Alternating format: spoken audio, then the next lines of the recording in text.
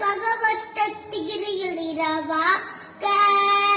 பட்டர்கில் தட்டை கரவிய பச்சை பெருமச்ச தகுவொரு பட்ச தொழில் ரசித்த